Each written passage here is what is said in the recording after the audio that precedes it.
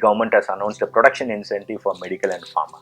Now, we already had a production incentive coming up for the electronic segment, where the objective was to provide a platform for companies leaving China and coming to a country like us, where there was a production linked incentive bought in. Now they are trying to bring it for medical and pharma. Now, why is it happening? India, people say, is the pharmaceutical capital of the world.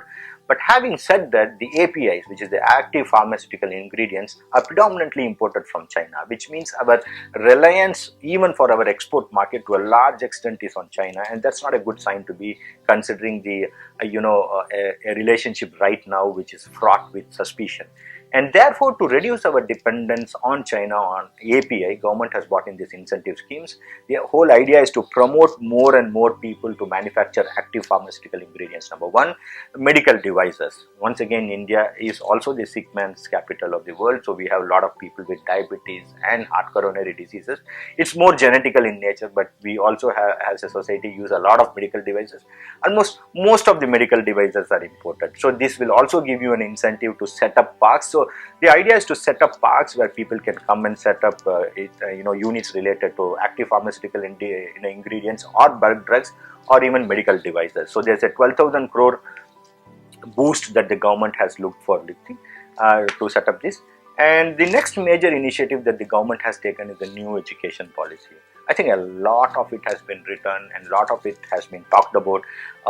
One of the things which I think I'm extremely enthused about in the education policy is that the possibility for you to break your education. Like, so if you are a person who needs to go to work, because in today's world you are in a nuclear family and maybe the parents want you to go and set up on your own and be independent, or you on your own want to break the rules and be independent, you can learn even as you earn, which means you can break your UG or a PG into multiple years and then complete it over a period of time. The second major thing, one of the major foreign exchange outgoes out of India has been to universities abroad. So now, instead of you going to Harvard, it's possible that the Harvard University is able to set up a campus here in India. I think that's a big plus, because it will not only make a higher education affordable to Indians, it will also bring world-class education systems to India. It will definitely give a run on money for some of the established private universities here. But whenever there is competition, the overall health of the industry improves. So when foreign universities start setting up their campuses over here, you will see some cultural changes, but more importantly, you will see the quality of higher education raising substantially in India. So that's another very positive from the education policy. It also allows you to pick and choose courses. And also, I think the post-COVID, since now a lot of classes are happening online, I think people will be able to mix and match a commerce student trying to learn Arabic and also learning something on the music. All these permutation combinations will be possible, and maybe you can use a digital medium also as a possibility for the children to pick and choose subjects which they love and not what is imposed on them through the parents. So that's a very positive move. And Higher Education Council will get replaced. There will be a Higher Education Council which will replace University Grants Commission and AICTE. And which means there's going to be a divergence in thought. So you're going to have an umbrella decision making body instead of the technical education being handled by someone, the medical education being handled by someone, and the universities being handled by someone. So once again, there's going to be a convergence. Now who is going to head and all those things is a different issue, but the thought process on which we are progressing, I think it's a very big plus for our country. There's going to be a National Research Foundation which will fast track innovation. There are so many other positives in education policy, which itself can go for a huge video session.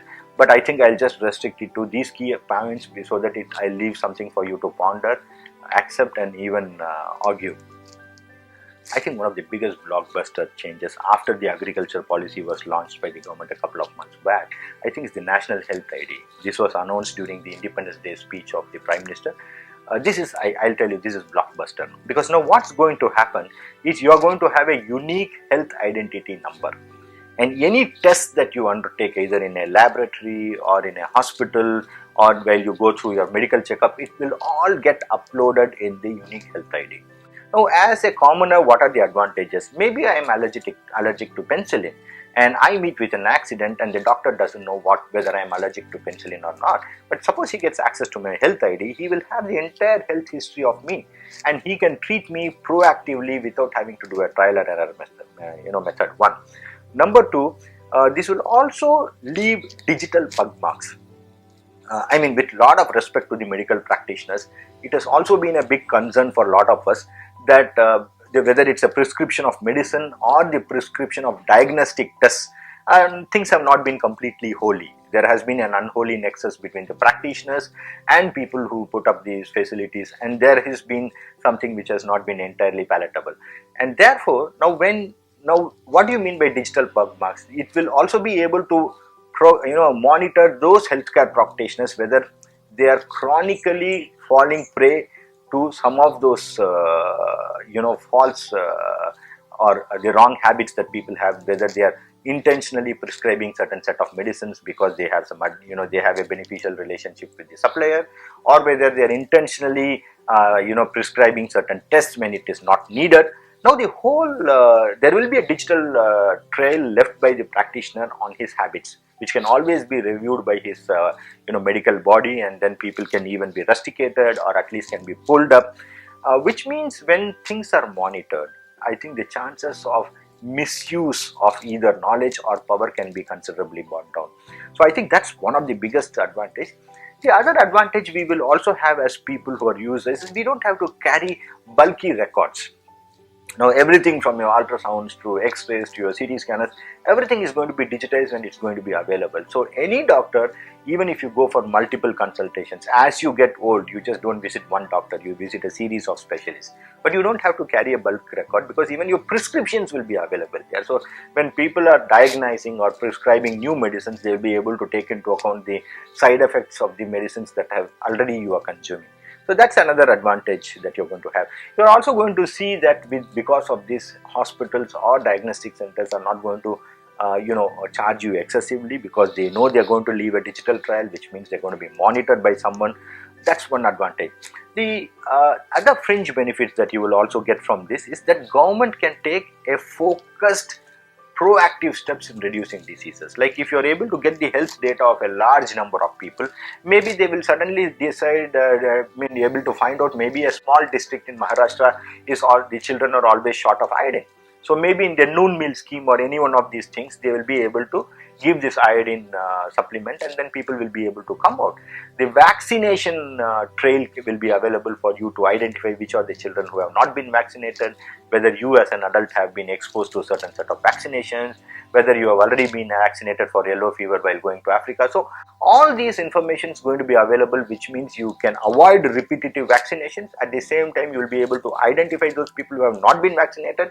Most importantly, you will be able to have proactive, targeted health delivery system.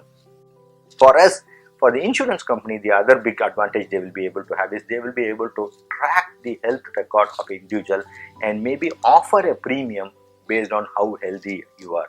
So henceforth, there will be an additional discount available for healthy living. So it puts the onus right back on you to stay healthy. And another major announcement I think that was announced during the Independence Day was that broadband access will be provided to everyone by 2022. See, one thing is very clear, at least in this year or during COVID, you are able to see it's going to be the rural economy which is going to support the urban economy. So when you are living off them, why is it that you want to have an urban-rural divide? One of the easiest ways to reduce this divide is to actually have a digital equality, and that's easy to implement too. So they are going to reach out to all the villages. That's going to be laying down something like a 3 million kilometer of optical fiber.